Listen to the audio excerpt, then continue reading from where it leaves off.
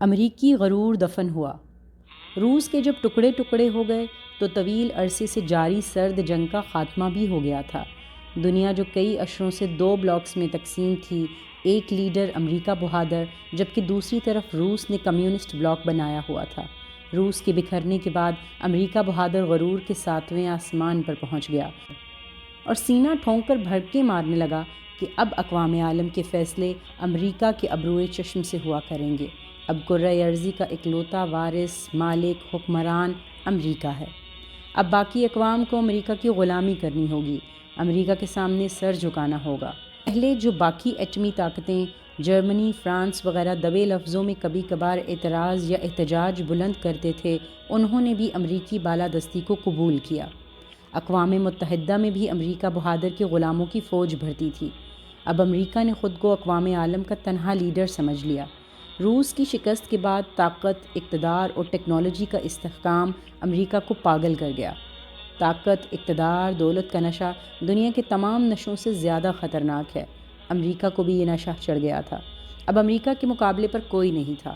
کرۂ ارضی پر کہیں کہیں دبی ہوئی چنگاری اگر تھی تو وہ مسلمان مجاہدین تھے جو جہاد اور اسلام کے غلبے کی بات کرتے۔ امریکہ کو یہ مٹھی بھر مجاہدین بھی بہت گستاخ محسوس ہوتے۔ اب وہ موقع کی تلاش میں تھا کہ مسلمانوں کو بھی اپنے غلاموں کی صف میں کھڑا کر لے۔ اسی دوران 9/11 کا واقعہ یا سازش منظر عام پر آئی۔ یہ امریکہ بہادر کے لیے گستاخی عظیم تھی کہ وہ اس دھرتی کا اکلوتا خدا یا لیڈر ہے۔ کسی کو جرأت کیسے ہوئی کہ اس نے امریکہ کی طرف میلی آنکھ سے دیکھا، حالانکہ امریکہ اپنی مسلم دشمنی کی وجہ سے مسلمان جوانوں میں نفرت کی آگ خود ہی بھڑکا چکا تھا۔ اب 9/11 کو امریکہ پر حملہ تصور کیا گیا۔ اس واقعے کی آڑ میں مسلمانوں کو سبق سکھانے اور غلام بنانے کے منصوبے پر عمل شروع ہو گیا۔ امریکی تھنک ٹینک اور بش انتظامیہ غصے سے آگ بگولا ہو چکے تھے کہ ورلڈ ٹریڈ سینٹرز پر حملہ امریکہ پر حملہ ہے۔ اب القاعدہ اور اسامہ بن لادن کو قصوروار ٹھہرا کر افغانستان میں موجود اسامہ بن لادن اور مجاہدین کو صفحہ ہستی سے مٹانے پر تل گیا۔ بش نے بھڑکے مارتے ہوئے اعلان کیا کہ افغانستان میں طالبان غیر مشروط ہتھیار ڈال دیں، اسامہ بن لادن کو امریکہ کے حوالے کر دیں ورنہ افغانستان کو راکھ کا ڈھیر بنا دیں گے۔ افغانستان پر فوجی حملے کا اعلان کر دیا۔ پہلے جب بھی ایسی صورتحال پیدا ہوتی، روس امریکہ کے سامنے کھڑا ہو جاتا، لیکن روسی شیرازہ بکھرنے کے بعد اب امریکہ کو لگام ڈالنے والا کوئی نہ تھا۔ پاکستان نے جب دبے لفظوں میں امریکہ سے کہا کہ طالبان سے مذاکرات کر کے کوئی راستہ نکالنا چاہیے، تو امریکہ نے جنرل مشرف کو بھی دھمکی دی کہ اگر پاکستان نے امریکہ کی بات نہ مانی تو پاکستان پر بھی حملہ کر کے پاکستان کو پتھر کے زمانے میں دھکیل دیا جائے گا۔ اگر پاکستان اپنی بقا چاہتا ہے تو جو امریکہ بہادر حکم دے رہا ہے اس پر عمل کرے۔ امریکہ ایک لاحاصل جنگ میں ہر صورت کودنا چاہتا تھا۔ پاکستان نے جب امریکہ کا موڈ دیکھا تو عرب ممالک کے ساتھ مل کر امریکہ کو سمجھانے کی کوشش کی۔ اس کا انکشاف پاکستان کے DGI جنرل احسان الحق نے عرب اخبار کو انٹرویو دیتے ہوئے اس طرح کیا کہ وہ عرب ملک کے ساتھ مل کر خفیہ مشن پر امریکہ گیا اور امریکہ کو یہ سمجھانے کی کوشش کی کہ طالبان کے ساتھ مذاکرات کر کے 9/11 کے دہشت گردوں تک رسائی پائی جا سکتی ہے۔ اس کوشش میں برطانوی وزیر اعظم ٹونی بلیئر کو بھی شامل کیا گیا جو اس جنگ کے خلاف تھا۔ پاکستان نے یہ تجویز بھی دی کہ اقوام متحدہ کے کنٹرول میں ایک وسیع الخیال گورنمنٹ افغانستان میں قائم کر دی جائے جو اس مسئلے کو حل کرنے میں معاون ہو، لیکن امریکہ انتقام کے شعلوں میں جل رہا تھا۔